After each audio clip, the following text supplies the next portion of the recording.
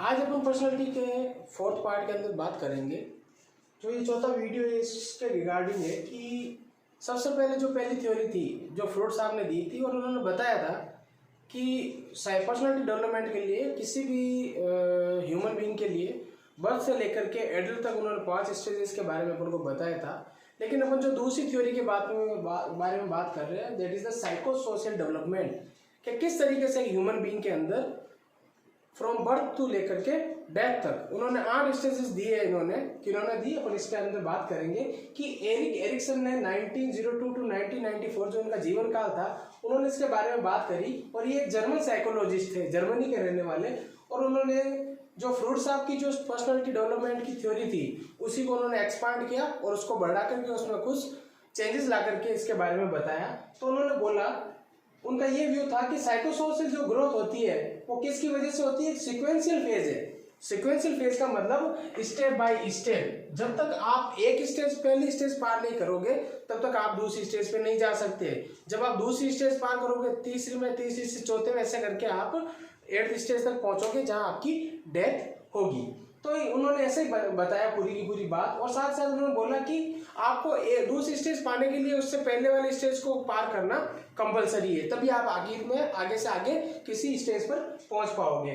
तो एरिक्सन साहब ने 8 स्टेजेस दी थी टोटल, वो भी साइकोसोशल डेवलपमेंट की, उसके बारे में अपन बात करेंगे। तो साइकोसोशल डेवलपमेंट की पर्सनालिटी के बारे में अपन देखते हैं क्या है। तो अपन देख रहे हैं कि जो एरिक्सन साहब ने जो 8 stages of the personality development बताई थी, जिसमें सबसे पहले अपन देखेंगे इन्फेंट के अंदर जब देखा गया है कि उसके अंदर ट्रस्ट वर्सेस मिसट्रस्ट का क्या होता है, ये डाउट रहता है कि वो ट्रस्ट करे या ना करे। और ये उम्र होती है बर्थ टू 18th मंथ, यानी 1 से लेकर के 18 महीने तक के बच्चे में देखने को मिलता है। और उसके अगर वर्च्यू की बात करें, वर्च्यू मतलब उसका गुण कैसा होगा, वो तो आशावादी होगा, होप। और वो टास्क कौन कौन से कर सकता है, वो सबसे पहले वर्ल्ड को एक सेफ और रिलायबल की तरह देखेगा। और साथ ही साथ उसका जो रिलेशन होगा वो नर्सरिंग होगा अच्छे गुणों के साथ, साथ ही साथ स्टेबल एंड डिपेंडेंट रहेगा अपने पेरेंट्स के साथ। और अगर इसके पॉजिटिव रिजोल्यूशन की बात करें तो उसको सेंस ऑफ सिक्योरिटी मिलेगी इसके अंदर। आगे अपन बात करें तो कौन कौन से टास्क वो अनसक्सेसफुल कर पाएगा, तो वो है सस्पिशियसनेस उसमें रहेगी, साथ ही साथ नहीं रहेगी, वो कभी भी किसी के ऊपर सस्पिशियस ऐसा नहीं रहेगा। और ट्रबल विद पर्सनल रिलेशनशिप, हमेशा उसको क्या रहेगा, ट्रबल रहेगा, प्रॉब्लम आती रहेगी उसको रिलेशनशिप के साथ। अगर आगे की अपन बात करें तो जो सेकंड स्टेज है वो टोडलर, इसके अंदर ऑटोनॉमी वर्सेस सेम उसमें देखने को मिलती है। ऑटोनॉमी मतलब जैसा वो चाह रहा है वैसा करे, अगर नहीं कर सकता तो उसमें सेम की भावना, ऐसा लगेगा। एक सेम मतलब बोल सकते हैं कि उसको हमेशा संकालू नेचर का देखने को मिलेगा और उसको डाउट रहेगा। ये एज होती है 1 to 3 ईयर तक। और उसके अंदर उसकी विल, यानी वो खुद जो करना चाहता है उसके ऊपर उसका गुण देखा जाएगा कि उसकी विल कैसी है। और उसको जो इसका देखेंगे लक्षण वो रहेगा achieving a sense of control and free will, वो जो मन में आएगा वो करेगा। और साथ ही सेंस ऑफ कंट्रोल रहेगा उसके अपने सेंसेस के ऊपर। और सेंस ऑफ इंडिपेंडेंस, वो हमेशा खुद का काम खुद करना चाहेगा। और साथ ही साथ उसमें क्या नहीं देखने को मिलेगा, लो सेल्फ स्टीम कम होगी, डिपेंडेंसी फॉर सब्सटेंस और पीपल, वो लोगों के ऊपर डिपेंड कम होना चाहेगा। थर्ड स्टेज की अगर बात करें तो वो है प्री स्कूल मतलब जब आप स्कूल से पहले 3 to 6 ईयर, जब आप 5 साल के होते हैं तब आप स्कूल में एडमिशन लेते हैं, तो उससे पहले की स्टेज में उसका हमेशा रहेगा इनिशिएटिव वर्सेस गिल्ट, वो कोई बात शुरू करे या फिर गिल्ट फील करे।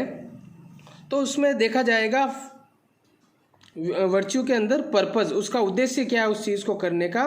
तो वो beginning development of a conscience, यानी हमेशा वो शुरू करेगा एक डेवलपमेंट ऑफ कॉन्शियंस के साथ ही साथ learning to manage conflict and anxiety, उसका हमेशा वो होगी कि वो घबराहट को मैनेज करना सीखेगा। और उसको कॉन्फ्लिक्ट है एक या एक से ज़्यादा या उससे भी ज़्यादा, 2 या 2 से ज़्यादा, अगर बोल सकते हैं मल्टीपल कॉन्फ्लिक्ट के अंदर, कि टास्क को चूज़ करे या बहुत सारे टास्कों में से किसी एक को इग्नोर करे, वो उसमें देखने को मिलेगा। साथ ही साथ इसका पॉजिटिव रिजोल्यूशन देखें तो वो है sense of balance between spontaneously and restrain, कि वो क्या करें, वो अपने आप को हाथों हाथ किसी चीज़ के साथ बांध के रख ले या उसके साथ अपना जुड़ाव बता देवे, या दूसरा अगर देखें तो वो पैसिव पर्सनालिटी या स्ट्रॉन्ग फीलिंग ऑफ गिल्ट उसमें नहीं देखने को मिलेगा। अगर वो ये करना चाहेगा तो वो इसमें पास नहीं होगा। अगर स्कूल एज की बात करें तो वो हमेशा इंडस्ट्री वर्सेस इन्फीरियरिटी कॉम्प्लेक्स में रहेगा कि वो ये क्या कर रहा है क्या नहीं कर रहा है, और अपनी खुद की एक इंडस्ट्री के तौर पे इस चीज़ को आगे लाने की कोशिश करेगा। तो उसमें जो गुण देखने को मिलेगा वो है कॉम्पिटेंसी, किसी चीज़ को पूर्ण करने के लिए वो अपना कितना रिलायबल देता है। तो इसमें लक्षण देखने को मिलेंगे emerging confidence in on ability, वो हमेशा अपनी खुद की एबिलिटी को कहीं ना कहीं मर्ज करने की कोशिश करेगा, और टेकिंग प्लेजर इन अकम्प्लिशमेंट, और जब भी वो कोई काम पूरा करेगा तो उसको प्लेजर फील होगा। तो ये जो एज है 6 to 12 है, इसमें देखने को मिलता है, और उसमें सेल्फ कॉन्फिडेंस देखने को मिलेगा। उसमें ये सेंस होगा कि मैं हाँ ये काम मैंने किया है, ये बहुत अच्छा हुआ, तो उसको इसमें कॉन्फिडेंस देखने को मिलेगा। वो अनमोटिवेटेड रहेगा, और साथ ही साथ अनरिलायबल कंडीशंस इसमें देखने को नहीं मिलेगी। फिर बात करते हैं एडोलसेंस की। एडोलसेंस की जो 5th स्टेज है उसके अंदर अपन देखेंगे उसमें फिडेलिटी देखने को मिलेगी, और साथ ही साथ वो क्या करेगा, formulating a sense of self and belongingness, वो दोस्त मित्र और सखा बनाने की कोशिश करेगा, और एक दूसरों के साथ अपनी पहुंच बढ़ाएगा, और unified sense of self, unified मतलब खुद को ही आगे लाने की कोशिश करेगा और चीज़ में अपने आप को आगे मानेगा। और इसका जो अनकॉन्शियस में अगर देखें तो वो है rebellion, substance abuse, difficulty in keeping personal relationship में regress to child play behavior, इन चीज़ों में वो उसकी इनएबिलिटी देखने को मिलेगी। फिर बात करते हैं नेक्स्ट स्टेज की, वो है यंग और एडल्ट। यंग एडल्ट में उसकी इंटीमेसी वर्सेस आइसोलेशन, वो किसी चीज़ में इंटीमेट करे, खुद को जुड़ाव महसूस करे, या फिर उस चीज़ को छोड़ के दूर चला जाए। तो ये एज होती है 18 to 25 वाली चीज़, जिसमें वो अब किसी के साथ उसकी होप होगी, किसके रिगार्डिंग, लव के रिगार्डिंग। उसका ये देखा वो हर किसी को प्यार से बात करेगा या प्यार जताएगा, और उसमें क्या टास्क देखने को मिलेंगे, वो फॉर्मुलेटिंग एडल्ट, वो खुद को एडल्ट महसूस करेगा, और साथ ही साथ loving relation and meaningful attachment to others, हमेशा लोगों के साथ प्यार से बात करेगा और प्यार भरा रिश्ता बनाने की कोशिश करेगा।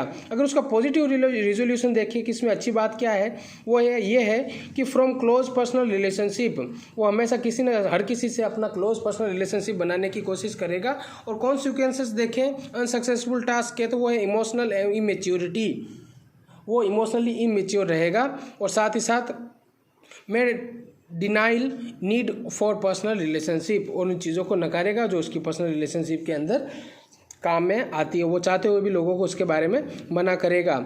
अगर 7th स्टेज की बात करें तो वो है मिडल एज या मिडल एडल्ट एज।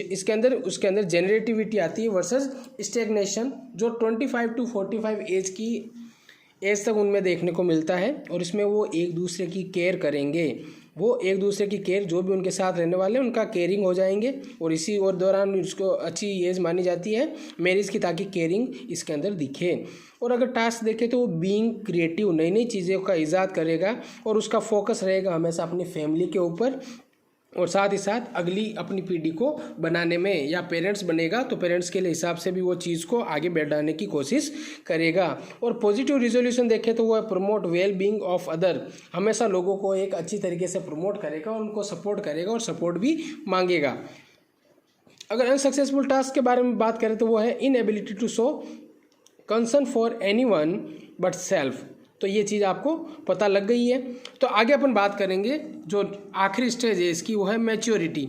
तो मैच्योरिटी में अपन देखेंगे उसके अंदर ईगो इंटेग्रिटी वर्सेस डेस्पेयर, वो उस चीज़ को लेके अपने ईगोस्टिक या फिर उस चीज़ को लेके छोड़ दे, उसके अंदर देखने को मिलेगा। और ये एज होती है 45 टू डेथ, उसके पूरे जीवन काल की।